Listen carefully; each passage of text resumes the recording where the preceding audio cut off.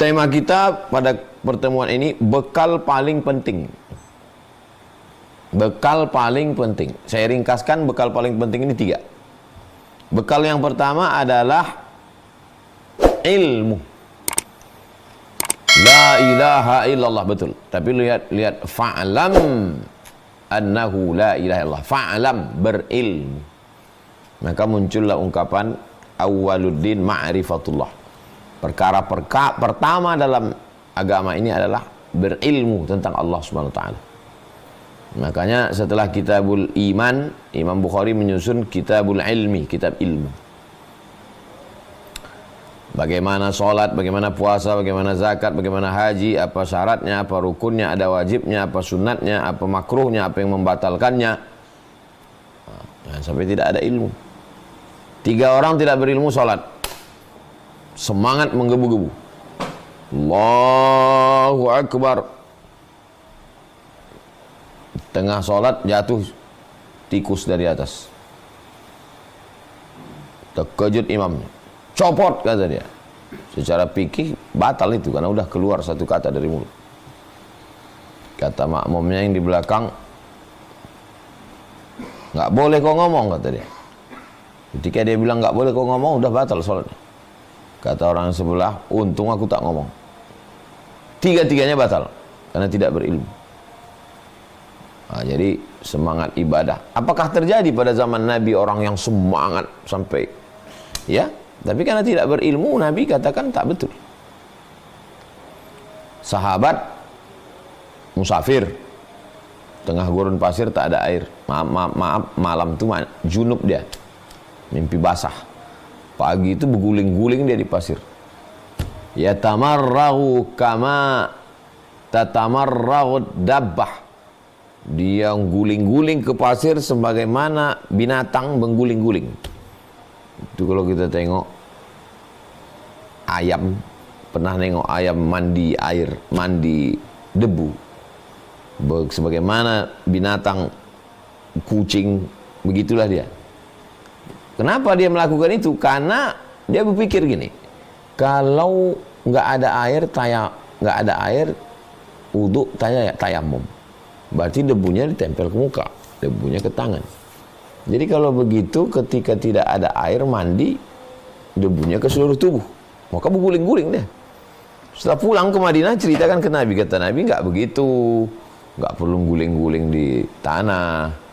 Ya cukup tayamum saja. Jadi saudara kita yang sakit di rumah sakit, nah maaf cakap malamnya itu mimpi, besok gimana ini mau sholat, cukup tayamum aja, nggak perlu mandi karena sakit, karena darurat tingkat tinggi, atau musafir entah di mana, kering kerontang, ada tugas di Afrika, nggak ada air sama sekali, maka dia tayamum saja. Inilah pentingnya ilmu. Saya Ustaz nggak enak ini sholat ini kalau tayamum, kayak nggak sholat rasanya kalau nggak kena air ini.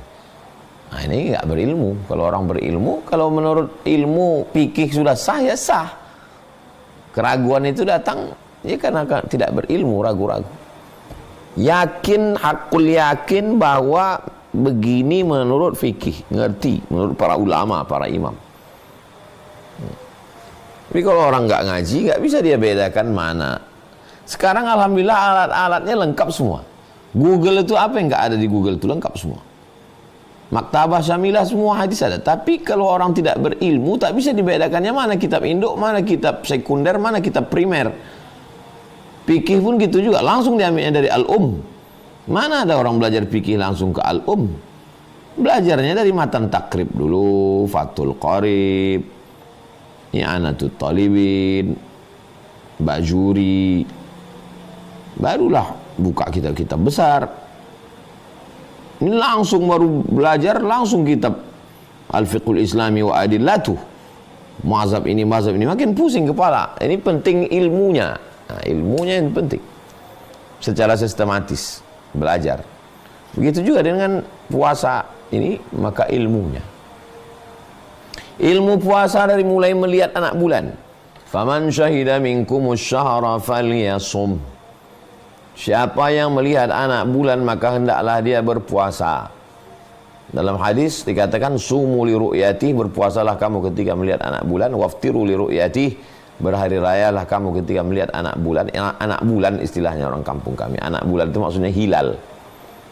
Disebut anak bulan karena kecil dia, hilal. Kalau besar nih badar, tala'al badaru alaina badar. Tapi kalau yang kecil itu hilal. Mengintip anak bulan. Sore tanggal 29 Sya'ban melihat anak bulan. Raja Maroko mengerahkan pasukan pengintai anak bulan pergi ke gurun Sahara. Karena di gurun itu tak ada awan. Raja Saudi Arabia mengutus macam-macam metode. Dulu ada kakak kelas saya menulis metode orang Indragiri Hulu melihat anak bulan. S1 di IAIN Susko. Orang Indragiri Hulu, kakak kelas saya. Unik juga skripsi dia nih. Metode orang Indragiri Hulu zaman dulu melihat anak bulan. Jadi rupanya pakai kain tipis katanya. Kain tipis. Alhamdulillah sekarang udah pakai teropong. Nah, itu. Adapun ikhtilaf antara Muhammadiyah dengan NU, dengan Perti, dengan Persis, dengan Nahdlatul Ulama, dengan MUI, itu ikhtilaf metode. Yang satu mengatakan mesti kelihatan anak bulan. Yang satu mengatakan cukup pakai ilmu falak. Walaupun 0,1 derajat itu sudah dianggap hilal. Kalau saya bukan ahli ilmu falak. Saya awam, saya ikut diumumkan oleh para ahli ilmu falak. Lalu kemudian mereka merekomendasikannya ke Kementerian Agama, lalu diumumkan. Jadi saya ikut. Tapi saya tak menyalahkan.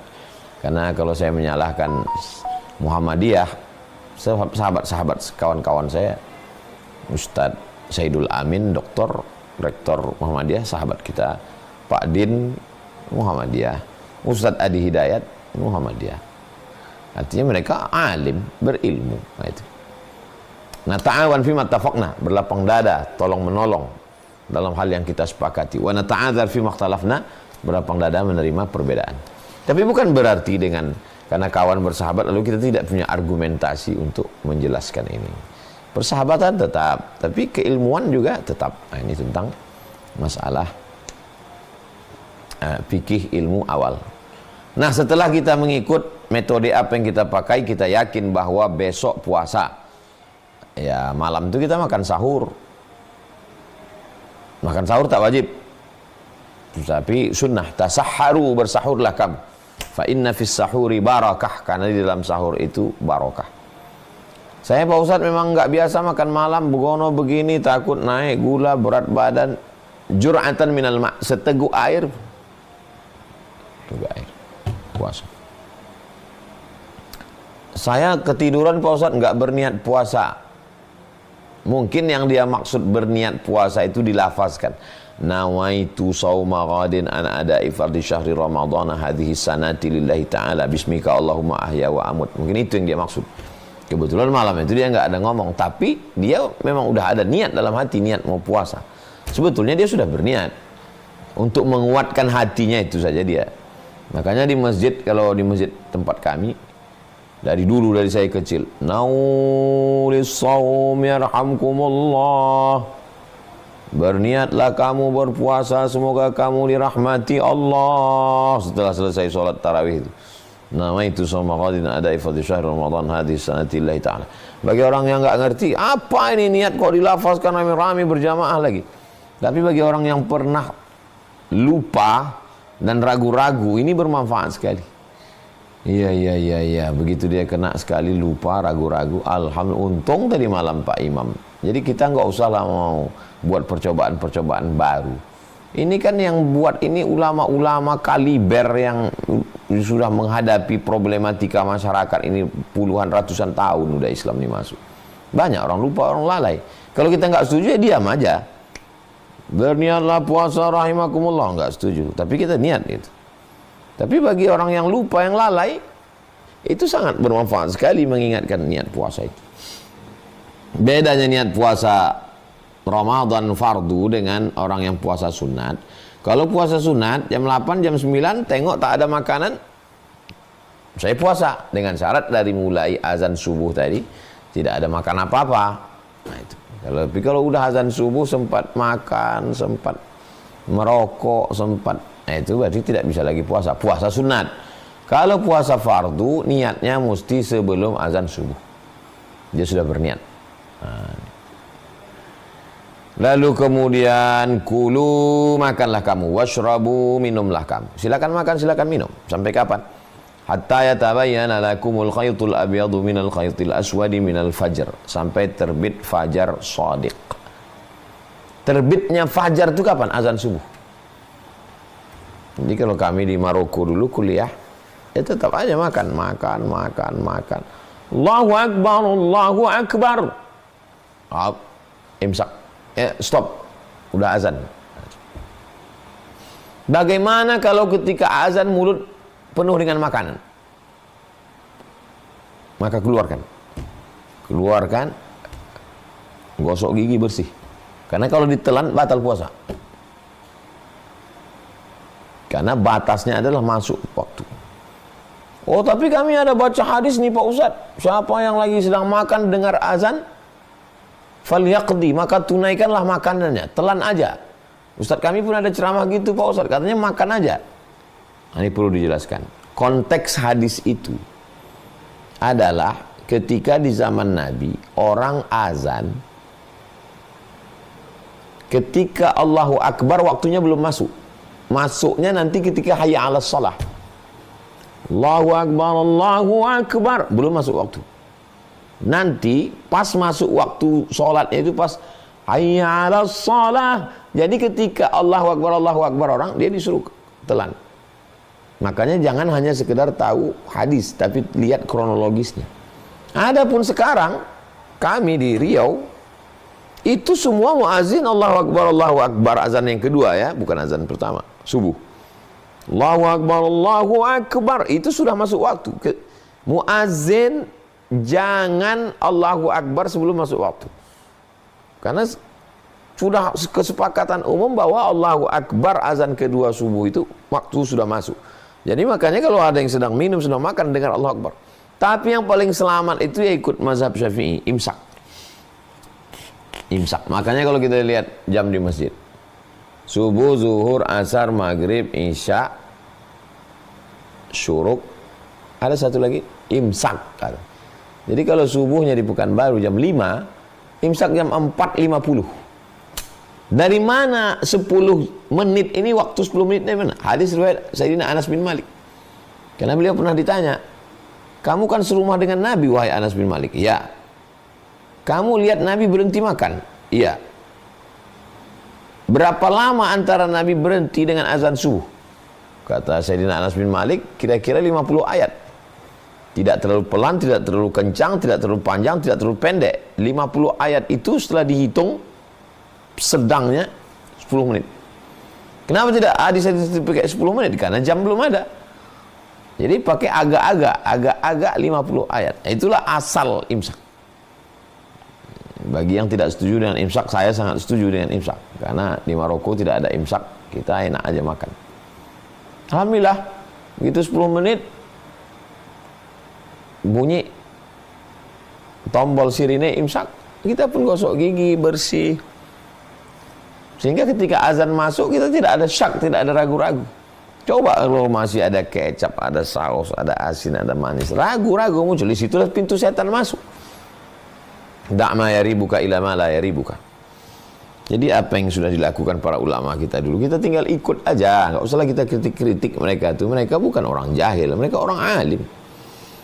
Lalu kemudian kita pun puasa. Puasa tidak mengurangi aktivitas. Nah ini. Ini banyak orang ketika puasa pagi tidur, lemas, bawaan. Ini kalau begini umat Islam, ini bisa terjadi nanti seperti di Tunisia dulu. Datang Habib Bourguiba. Habib Bourguiba itu presiden Tunisia yang digulingkan oleh Zainal Abidin. Dia minum siang-siang di siang Ramadan. Wahai semua penduduk Tunisia, puasa ini hanya melemahkan etos kerja kita. Produksi minyak zaitun berkurang karena karyawannya lemas. Maka mari kita minum bersama-sama. Zalim itu penguasa. Yang salah siapa? Yang salah umat Islam. Mana ada dalam sejarah Islam puasa mengurangi etos kerja? Perang Badar itu bulan puasa, 150 km dari kota Madinah itu ke Badar. Puasa, nggak ada Nabi bilang ini perang Badar kita pending dulu ya, nantilah habis halal bihalal. Mana ada? Puasa. Pembebasan kota Makkah itu pada bulan puasa Ramadan. Tentara Mesir melawan Israel. Dibangunlah satu kota di Mesir namanya kota Ashir min Ramadan, 10 Ramadan. Memang betul-betul 10 Ramadan. 6 Oktober, kebetulan 6 Oktober 10 Ramadan. Republik Indonesia 17 Agustus 1945. 17 Agustus 45 jatuh pada tanggal berapa Hijriah? Coba tulis. Kalau tak percaya. 17 Agustus 45 berapa Hijriah? 17 Agustus 1945 bertepatan dengan 9 Ramadan. 17 Agustus hari Jumat, 9 Ramadan. Jelas itu. Merah hari Jumat, 17 Agustus hari Jumat, 9 Ramadan. Hari induk dari segala hari, hari Jumat, Sayyidul Ayyam. Induk dari segala bulan, bulan Ramadan, Sayyidus Syuhur. Ketemu dua induk, induk bulan dengan induk hari. Tambah 17 rakaat. Itu bukan angka main-main itu. Presiden Soekarno memilih angka 17 tepat pada hari Jumat pada bulan suci Ramadan. Penuh dengan rahasia angka itu. Penuh dengan zikir dan doa itu. Padahal sebelumnya Soekarni mengusulkan supaya 16 saja. Kata Bung Karno tidak, 17. Karena salah-salah. Pertolongan dari Allah Subhanahu wa ta'ala. Ini tentang masalah puasa bukan menghilangkan etos kerja. Puasa itu membangkitkan semangat kerja. Tidak ada yang berkurang. Jam kerja tetap. Yang berkurang itu makan. Ini sekarang terbalik. Kerja berkurang, semangat berkurang. Yang berlebih pula makan buka puasa. Puasa apa namanya itu? Jangan lupa kalau kita merusak ajaran Islam, yang dibilang orang salah itu Islamnya. Saya kalau salah orang nggak akan bilang somat salah, Islamnya salah. Makanya hati-hati, jangan gara-gara kita orang menghina Islam. Kalaulah ada orang tak Islam masuk dia ke masjid siang Ramadan, ditengoknya bergelimpangan lah korban-korban serangan Israel, pakai baju-baju seragam. Makin besar masjid, makin dingin AC-nya, makin banyak orang berbaring. Apa kata dia? Apa ini agama Islam nih? Andai dia sebelumnya pengen masuk Islam, lihat itu tak jadi dia masuk Islam. Begini rupanya Islam mengajarkan orang bermalas-malasan. Padahal Islam tak pernah mengajarkan bermalas-malasan. Gara-gara apa itu? Gara-gara ilmu. Inilah pentingnya ilmu Ramadan ini. Lalu kemudian sampai petang. Imsakun nafsi, menahan diri, anil mahzurati, dari semua yang dilarang. Min tulu'il fajri, dari terbit fajar, ila ghurubis syamsi, sampai tenggelam matahari. Terbit fajar di Riau jam 5. Tenggelam matahari maghrib jam 6.30. Nah, itulah puasanya dari jam 5 ke 6.30. Jadi bukan jamnya digeser. Jamnya digeser misalnya puasa dia, aku start jam 8 lah. 5, 6, 7, 8. Berarti nanti bukanya aku tambah 3 jam lagi. 8, 9, 10, 30. Nggak bisa begitu. Karena yang diikut ini bukan jamnya. Yang diikut ini waktunya. Waktu dari mulai terbit fajar, azan subuh, sampai tenggelam matahari, azan maghrib. Sesuai dengan daerah kita masing-masing. Bagaimana dengan orang yang di kutub? Bagaimana dengan satu daerah yang siangnya 6 bulan? Lihat waktu normal terdekat. Mana tahu yang ada sekolah di Eropa. Lihat waktu normal terdekat. Mana negara yang paling dekat? London, Inggris. Normal, iya, ikut waktu itu. Nah, begitu keputusan para ulama. Begitu masuk azan maghrib, maka kita dianjurkan untuk ta'jil. Ta'jil artinya menyegerakan. Ta'jil itu menyegerakan, bukan kolak pisang. Mana ta'jilnya? Mana ta'jilnya? Ta'jil itu mana menyegerakan? Mana menyegerakan? Makanan itu menyegerakan, disebut dengan sebetulnya makanan ta'jil. Nah, itu yang tepat. Tapi karena udah hilang makanannya, tinggal ta'jilnya. Ta'jil artinya ajjala yu'ajjilu, ta'jil menyegerakan, dianjurkan menyegerakan. Ambil kurma. Allahumma laka sumtu wa bika amantu ala rizqika aftartu. Jangan baca Allahumma laka sumtu. Itu hadisnya dhaif. Terus kami baca doa apa? Zahabaz zama'u wa batallatil uruq wa thabatal ajru. Zahabaz zama'u pun dhaif juga. Allahumma laka sumtu pun dhaif juga. Janganlah bulan Ramadan jadi bulan perkelahian. Kelahi antara Allahumma laka sumtu dengan zahabaz zama'u. Sementara yang tak berpuasa lebih banyak sibuk berkelahi antara zahabaz zama'u dengan Allahumma laka sumtu. Sementara yang pesta koplo, acara pernikahan masih berserak-serak, masih ramai. Yang enggak menutup aurat masih banyak. Nah, ini kan semuanya pelajaran buat kita. Bahwa dia baca Allahumma laka sumtu bagus. Kalau ustaz, dua-duanya saya baca Allahumma laka sumtu wa bika amantu ala rizqika aftartu bi rahmatika ya arhamar rahimin dhahabaz zama'u wa batallatil uruq wa thabatal ajru insyaallah. Dah selesai. Yang ngejek Allahumma laka sumtu, ada udah ku baca dhahabaz zama'u.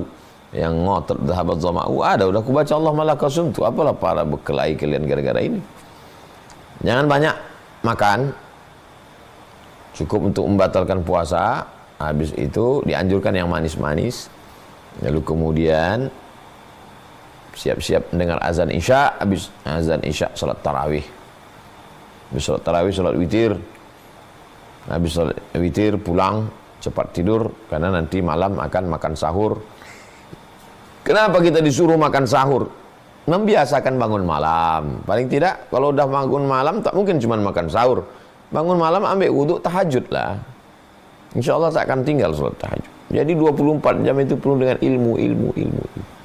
Membiasakan bangun malam, membiasakan muhasabah, berpikir aku ini dari mana, mau ke mana, di sini berapa lama, apa yang akan kubawa mati. Itu hanya bisa di tengah malam saat merenung-renung itu. Walaupun tidak di atas sajadah, di depan merenung. Kemanalah akhir hidup ini? Nah itu. Jadi modal yang pertama adalah ilmu. Yang kedua sehat. Banyak pun ilmu, kalau tak sehat gimana mau puasa? Makanya jangan buka puasa pakai es. Ini leher ini kering. Kalau saya memang kalau musim Ramadan, di luar Ramadan pun saya hindari itu. Karena saya termasuk orang yang kalau minum es hilang suara saya. Bisa dia tak ada sama sekali. Batuk lagi, na'udzubillah. Karena kalau sudah radang tenggorokan, ini ibarat knalpot sepeda motor yang sedang panas, disiramkan air es, mengelupas itu. Begitulah tenggorokan ini radang. Baru 3 hari puasa udah batuk, flu. Kalau sudah radang tenggorokan tak selera makan. Kalau sudah tak selera makan badan sakit, tak puasa. Na'udzubillah. Maka jaga kesehatan. Yang paling bagus ikut sunnah Nabi SAW. Allahu Akbar, Allahu Akbar. Teguk air. Habis itu ambil kurma. 1, 3, 5. Hawa nafsu saja itu. Semua air sungai, air danau, air laut ini mau ditelan. Tapi begitu masuk 2-3 teguk air, masuk 1 butir kurma, 3 butir kurma, mana hawa nafsu itu? Hilang. Bagus masuk yang manis-manis. Karena usus kita ini kering, luka. Jangan masuk pedas, jangan masuk terlalu asin, jangan terlalu panas. Yang sedang. Warm water, suam-suam kuku. Hangat-hangat kuku. Ambil kurma, masukkan ke dalam gelas, siram air panas. Kira-kira jam 6. Kalau Pekanbaru jam 6.30 azan maghrib, setengah jam sebelumnya, ambil kurma, sobek-sobek, buang bijinya, masukkan ke gelas, siram air panas atau siram susu hangat, tutup. Habis itu nanti pas buka, aduk, minum airnya. Bagus sekali. Minuman Nabi Muhammad SAW. Kalau mau dingin, sejuk, jangan agak-agak dingin, tidak terlalu beku. Ini tapi bagusnya hangat. Bagus sekali, sehat. Karena kalau udah kena, tapi tidak semua orang.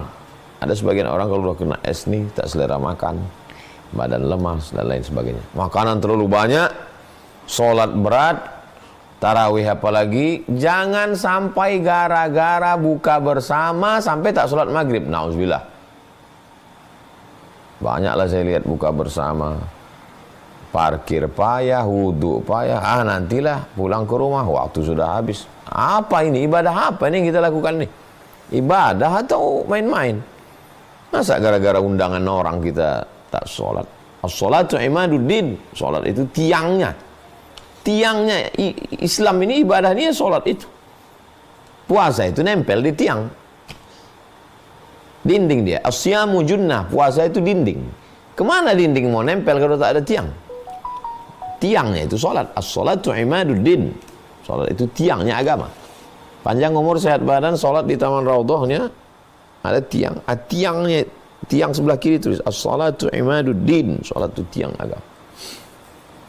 Nah, jadi jaga kesehatan. Yang pertama ilmu, yang kedua sehat. Tidur jangan sampai kurang, badan lemas. Saya kalau makan bisa saya tahan, tapi kalau tidur tak bisa. Saya kalau udah mau tidur, tidur. Nah, kalau tak tidur bergoyang. Cakap pun tak terkontrol. Yang ketiga adalah harta. Maksudnya harta ini ya kita siapkanlah. Itulah gunanya menabung.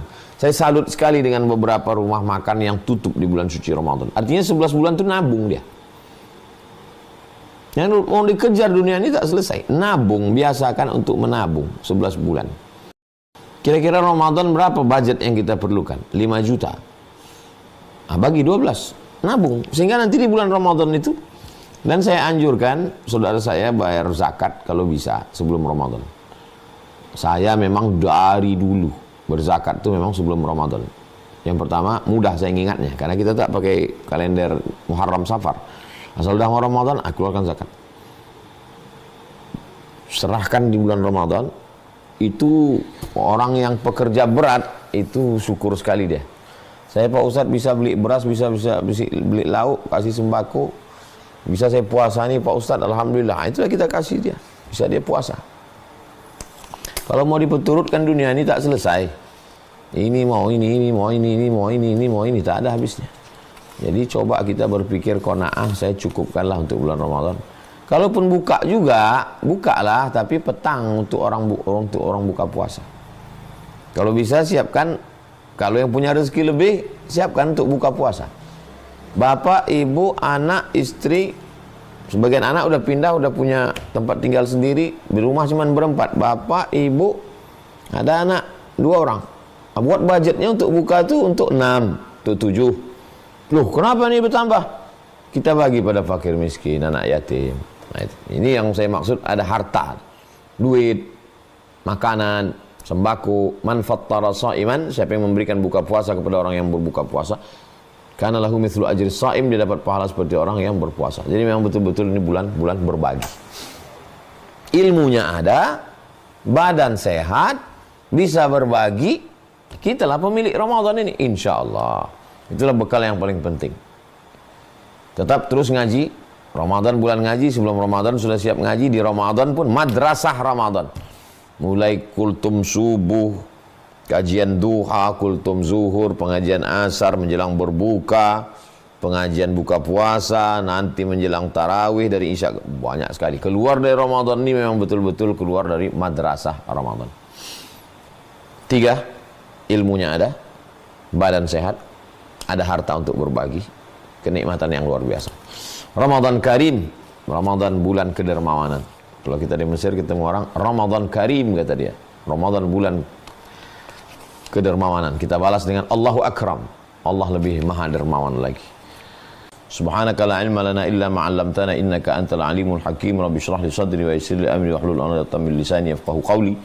Allahumma faqihna fid din, dalamkan ilmu agama kami. Warzuqna fahmal mursalin, berikan kami pemahaman seperti yang kau berikan kepada para walimu, kepada para nabimu, kepada para rasulmu. Waftah lana futuhal arifin, bukakan pintu hati kami sebagaimana engkau bukakan kepada orang-orang yang arif, orang yang mengenalmu ya Allah. Wa sallallahu ala sayyidina Muhammad wa ala alihi wasallam, walhamdulillah rabbil alamin.